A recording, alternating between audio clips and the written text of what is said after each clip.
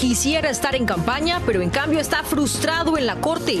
Por segundo día, el expresidente Donald Trump regresa al banquillo de los acusados en un histórico juicio, que ya cuenta con los primeros miembros del jurado. El mundo está a la expectativa de cómo reaccionará Israel a la lluvia de misiles lanzada por Irán el fin de semana. Objetivos militares fuera del territorio iraní estarían en la mira. Mensajes de alerta en la frontera. Mediante altavoces advierten sobre los riesgos de cruzar irregularmente. Pero la nueva estrategia de Texas está lejos de persuadir a los migrantes. Antes de que llegue el verano, su bolsillo sudará. Las gasolineras se preparan para un aumento de precios que afectará a conductores de costa a costa. Así comienza su noticiero Estrella TV.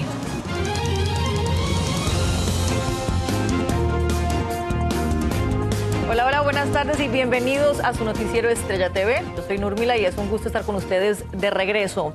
Comenzamos con el expresidente Donald Trump, quien acudió por segundo día consecutivo a su juicio histórico en una corte en Nueva York. Aquí se lleva a cabo la titánica tarea de selección de jurados que determinaría el futuro penal del exmandatario. Desde allí, Ángela González nos tiene los últimos detalles de la audiencia. Se cumple el segundo día de juicio penal a Donald Trump, quien enfrenta 34 cargos por fraude fiscal, ya que según la fiscalía intentó encubrir pagos por $130,000 a la actriz de películas para adultos Stormy Daniels durante su campaña presidencial de 2016.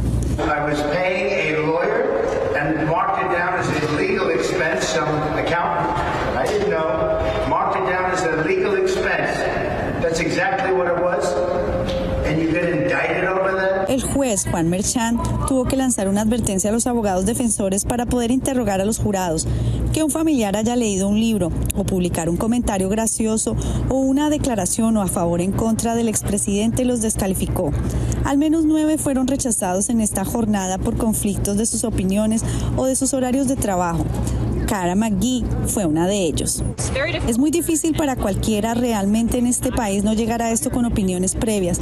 Creo que todos tenemos opiniones previas sobre el acusado, a menos que hayas estado viviendo debajo de una piedra desde 2014.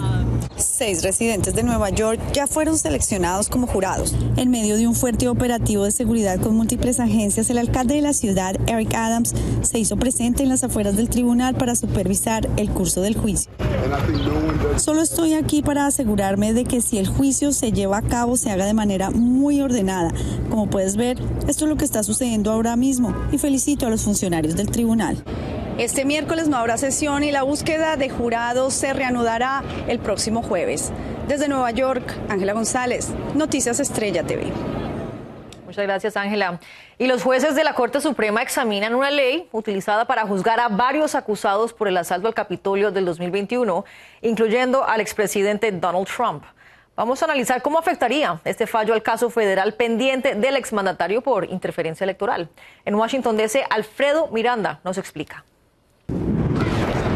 La Corte Suprema está analizando el alcance de un estatuto federal de obstrucción utilizado para procesar a cientos de personas que irrumpieron en el Capitolio el 6 de enero de 2021 en una batalla legal que podría tener ramificaciones para el caso de interferencia electoral. El gobierno federal, es decir, la Fiscalía del gobierno federal, el Departamento de Justicia, muchas veces usa leyes que fueron escritas por otra razón y son usadas para acusar a personas de crímenes que ellos nunca intentaron. Los abogados de Joseph Fisher, un ex policía que participara en el asalto al Capitolio el 6 de enero del 2021, argumentan que no puede ser juzgado bajo una ley aprobada el año 2002 con base en el escándalo de Enron. La medida tipifica como delito obstruir o impedir corruptamente un procedimiento oficial. La defensa de Fisher es que yo entré al Capitolio no con intención corrupta, yo entré al Capitolio con la intención de parar una elección o una transferencia de poder a una elección que yo honestamente pensé que fue robada del pueblo americano. Y yo no toqué ningún documento, yo no paré nada. Es decir, nosotros entramos por otra razón y esta ley no debiera aplicar a mí. Los magistrados se mostraron escépticos a los argumentos de los abogados de Fisher. The object that the verbs are looking at is the obstruction. It's not the manner in which you obstruct, it's the fact that you've obstructed. Isn't that the structure of this provision? Según registros de los procesos por el asalto al Capitolio el 6 de enero del 2021, 1.387 personas fueron acusadas y 859 sentenciadas bajo esa ley. Si la Corte Suprema falla en favor de Fisher, podría haber decenas de acusados y ya condenados que busquen una nueva sentencia, que retiren sus declaraciones de culpabilidad o que soliciten un nuevo juicio. Aunque muchos tenían la expectativa de que un fallo favorable a Fisher podría tener un impacto positivo en favor del expresidente Trump, ese no sería el caso. El efecto que esto tendría contra Trump sería mínimo, porque él es considerado el líder de lo que pasó el 6 de enero. Él sabía, él tenía toda esta información que él había perdido, él sabía que perdió y actuó de una manera corrupta y ilegal para tratar de robar la presidencia. Se espera que la Corte Suprema emita su dictamen a mediados del mes de junio. Desde Washington, Alfredo Miranda, Noticias Estrella TV. Como podemos ver, es una semana muy movida para Trump. Seguimos con el presidente de la Cámara de Representantes, Mike Johnson, quien presentó al Senado los artículos de juicio político contra el secretario de Seguridad Nacional, Alejandro Mayorkas. Aunque es muy probable que el proceso se cierre rápidamente en el Senado, de mayoría demócrata, quienes aseguran que no hay suficientes pruebas de que Mayorkas es el culpable por la crisis en la frontera. Por su parte, Mike Johnson rechazó rotundamente la idea de renunciar a su cargo como presidente de la Cámara de Representantes. Esto por amenazas de miembros de su partido para destituirlo, porque no están de acuerdo con que avance un paquete de ayuda para Israel y Ucrania. Johnson se refirió a sí mismo como un líder en tiempos de guerra y así reaccionó a la moción en su contra. Vamos a escuchar. I am not resigning, and it is, in my view, an absurd notion that someone would bring a vacate motion when we are simply here trying to do our jobs. It is not helpful to the cause. It is not helpful to the country. Madam Speaker. Ahora Johnson depende del apoyo demócrata para que le ayude a los países aliados a que sea aprobada. Seguimos con los funcionarios estadounidenses quienes anticipan que la respuesta de Israel al reciente ataque de Irán será limitada. Probablemente se concentrará en objetivos militares iraníes por fuera de su territorio. Esta evaluación se basa en conversaciones previas entre funcionarios estadounidenses e israelíes. Aquí se expusieron posibles opciones de respuesta y, sin embargo, aún no se ha confirmado ni se ha establecido un momento preciso para llevar a cabo el contraataque. Con una muy mala noticia, el precio de la gasolina en el país se dispara nuevamente y no precisamente por el conflicto en Medio Oriente. Los consumidores comenzarán a sentir el golpe en el bolsillo antes de que inicie el verano. Laura Ortega nos explica a qué se debe esta alza. Los altos precios de la gasolina son una queja constante y un dolor de cabeza en los bolsillos para los consumidores en casi todo el país. Y lo peor es que se espera que los precios sigan aumentando. Esta semana es una semana de transición en la que un grupo de estados muy poblados como Nueva York, Pensilvania, Nueva Jersey, Nueva Inglaterra y algunos otros cambian a la mezcla de gasolina de verano, que son unos 30 centavos más cara, dijo Tom Closa, jefe global de análisis energético del Servicio de Información sobre el precio del petróleo. Por lo que algunos lugares en el noreste se acercarán a los $4 por galón y el promedio nacional probablemente suba alrededor de $3.75 o un poco más. Según datos de la AAA, en el último mes los precios del combustible aumentaron por lo menos 20 centavos. Entre las causas están la cercanía de la temporada de verano, además de otros factores como el mantenimiento de las refinerías, específicamente en la costa oeste, el cambio a una mezcla distinta de gasolina que impide que se evapore a causa de las altas temperaturas y el incremento de la demanda por la temporada de vacaciones. A todo esto se le suma el riesgo de que empeore la situación en el Medio Oriente, como la guerra que actualmente sostiene Israel y la Franja de Gaza, o recientemente el ataque aéreo por parte de Irán en contra del territorio israelí. We looked at a scenario where we would have more geopolitical tensions that would result in elevated oil prices, energy prices, and shipping costs. And what we find is that this would lead to higher price pressures in the global economy. Esto sería una inflación más alta y una producción más baja, y aproximadamente un aumento de los precios del petróleo del 15% y un aumento de la inflación a nivel mundial alrededor del 0.7%. Para Noticias Estrella TV, Laura Ortega. Nada que hacer, a preparar esos bolsillos. Y este martes hay alerta climática para el medio oeste del país con tornados, granizo y hasta vientos muy fuertes. Desde Kansas hasta las llanuras del norte, millones de personas están en riesgo de inundaciones y tormentas peligrosas.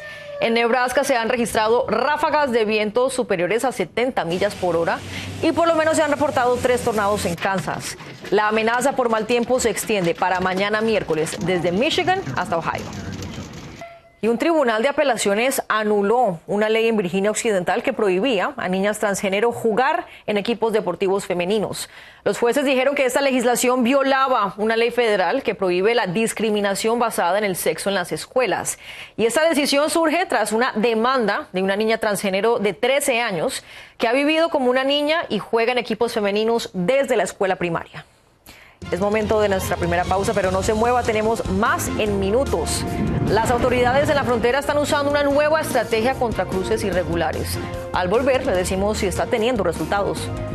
También confirman el nombre de la 4ª víctima del colapso del puente Francis Scott Key en Baltimore. Y Venezuela corta relaciones diplomáticas con Ecuador. Al volver tenemos más detalles de este quiebre diplomático. No se mueva. Continuamos con más y en la frontera entre México y Texas, las autoridades están utilizando una nueva estrategia para comunicarse con migrantes y alertarlos sobre los riesgos que implica cruzar de manera irregular. En Ciudad Juárez, Salvador Gómez con el reporte. Cruzar la frontera en cualquier lugar que no sea un puerto de entrada es ilegal. Por medio de bocinas, la Guardia Nacional de Texas dirige un mensaje a los migrantes para advertir lo que puede pasar al cruzar la frontera de manera irregular entre Ciudad Juárez y El Paso, Texas. Si cruza ilegalmente, cualquier solicitud de asilo será tratada bajo la presunción de que la solicitud es falsa. Les advierten que si no realizan una migración ordenada por medio de los medios establecidos, pueden tener consecuencias como un castigo de 5 años y una deportación. Nos dicen que estamos haciendo es ilegal, que un juez nos va a deportar, pero nunca nos dejan hablar con el juez, nunca nos dejan hablar con migración. Nos dicen que tenemos que hacer lo correcto y llegar a los puentes. Los soldados estadounidenses han incrementado la protección con malla de navaja, incluso en el cauce del río Bravo, buscando a toda costa impedir el cruce de migrantes, los cuales aseguran son maltratados. Los migrantes no se dan por vencidos, acampan a la orilla del río, donde carecen de alimento y agua, pero sobre todo soportando el clima extremo de esta frontera al cual no están acostumbrados. Difícil, pasando frío. Mientras se ven los pequeños campamentos a lo largo del río, algunos buscan un espacio para instalarse y esperar el momento de cruzar. Si tu reclamación es denegada, el sonido de los parlantes los llega a aturdir, pero ellos aguantan y esperan el momento de un descuido de los soldados para ingresar por los orificios y entregarse a los agentes de la patrulla fronteriza. Pero les advierten. En algunas ocasiones nos advierten, pero dice que podemos tener problemas si pasamos ilegalmente. Y a pesar de eso, ahora nadie se quiere ir de acá. A pesar de este mensaje, a los migrantes no les importan las consecuencias que esto les podría traer y siguen esperando encontrar un hueco para cruzar a los Estados Unidos. En Ciudad Juárez, Salvador Gómez, Noticiero Estrella TV. Salvador, gracias por el reporte. La Cancillería de México anunció oficialmente el nombre del 4º cuerpo recuperado tras el colapso del puente Francis Scott Key en Baltimore. Se trata de Carlos Daniel Hernández, el segundo trabajador mexicano que falleció en el trágico accidente de este puente. El Consulado de México en Washington confirmó la noticia y a través de redes sociales la Secretaría de Relaciones Exteriores expresó su más sentido pésame a la familia de Hernández y también ofreció apoyo consular. Seguimos con otras noticias de México porque vinculan a proceso por homicidio calificado al policía de Guerrero que presuntamente asesinó al estudiante de Ayotzinapa, Yankee Cotán. Desde Ciudad de México, Víctor Blázquez nos dice qué exige la madre de la víctima. Fue vinculado a proceso David N., el policía presuntamente responsable de haber disparado en la cabeza y matar al joven normalista de Ayotzinapa, Yankee Cotán Gómez Peralta, el pasado 7 de marzo. Pasará en prisión 5 meses en lo que se da la investigación complementaria del caso. El activista en derechos humanos y sacerdote Filiberto Velázquez estuvo en la audiencia que terminó por la noche del lunes 15 de abril. Para nosotros es un aliciente, un avance en este deseo de justicia, pues por parte de la familia, de los normalistas, de nosotros como defensores, que haya sido vinculado. Sin embargo, para la mamá de Yankee, Vianey Gómez, existe la duda de que las autoridades tengan un chivo expiatorio en la cárcel de cara al próximo proceso electoral del 2 de junio. Por eso, pedirá una serie de exámenes de identidad. Yo tengo una foto y la que suben o su presencia es diferente a la que yo tengo en la foto. A David N. le imputan los delitos de homicidio calificado con ventaja y homicidio en grado de tentativa en contra del joven estudiante, lo que ha agudizado las protestas de sus compañeros en el estado de Guerrero, que además buscan justicia para 43 de los suyos desaparecidos en septiembre de 2014. Y al pasar de las horas, sí hay certeza de la identidad de David. David N. es David N., quien firma el informe homologado, quien se presentó a dar una declaración inicial en la Fiscalía del Estado. David N. es el tercer presunto implicado en el homicidio del joven normalista. Pasó semanas prófugo. Ahora los integrantes Francisco y Sigfrido del Grupo Especial de Reacción Inmediata Centauro también están vinculados a proceso. En Ciudad de México, Víctor Velázquez, Noticias, Estrella TV. Seguimos con el presidente de Venezuela, Nicolás Maduro, quien anunció el cierre de su embajada y consulados en Ecuador. Todo esto en solidaridad con México. Y esto después del asalto policial a la embajada mexicana en este país. Maduro consideró el acto como una barbarie y expresó su apoyo a la propuesta de México de expulsar a Ecuador de la ONU hasta que se disculpe y se restituya el derecho internacional. También en Venezuela arrestan a periodista y líder comunitario Carlos Julio Rojas, quien es acusado de planear un magnicidio contra el presidente Nicolás Maduro. Rojas fue detenido en Caracas junto con otra persona vinculada a 20 Venezuela, que es el partido de la líder opositora María Corina Machado. Sin embargo, el partido negó los nexos y denunció a las persecuciones y detenciones por parte del régimen. En Dinamarca, un incendio arrasó con el antiguo edificio de la Bolsa de Valores, que es emblemático de la ciudad de Copenhague, con 400 años de historia. Según fuentes oficiales, pudieron salir ilesos 10 trabajadores que estaban en el inmueble, que se encontraba bajo restauración, y por fortuna no se han reportado víctimas. También, por suerte, cientos de obras de arte que albergaba han sido absolutamente rescatadas. Es momento de otra pausa, pero no se mueva, tenemos más al volver. Autoridades de salud encienden las alertas. La aplicación estética de falso Botox ha enviado a decenas de mujeres al hospital. Y la empresa Live Nation, que vende entradas a eventos de entretenimiento, está bajo la lupa del Departamento de Justicia. Le decimos por qué al regresar.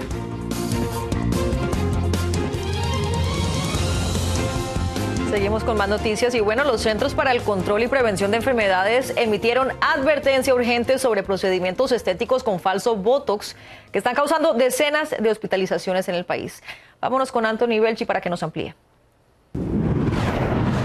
El Botox es un procedimiento estético muy popular en Estados Unidos, no es muy caro y los resultados son prácticamente inmediatos. Algunos lo catalogan como la fórmula mágica contra la vejez. Al inyectarlo en ciertos puntos que nosotros conocemos, el músculo se relaja o se paraliza y de esa manera no hay movimiento, y al no haber movimiento las líneas de expresión o las arrugas se desaparecen. Pero las autoridades sanitarias están en alerta. Al menos 19 mujeres de 9 estados como Florida o Nueva York han enfermado después de recibir inyecciones de Botox. Todas ellas explicaban razones muy similares. Las dosis fueron inyectadas por personas sin licencia o en lugares no sanitarios como spas o casas particulares. Te dicen que te van a poner un Botox en una casa, en un hotel, que vive una persona de afuera.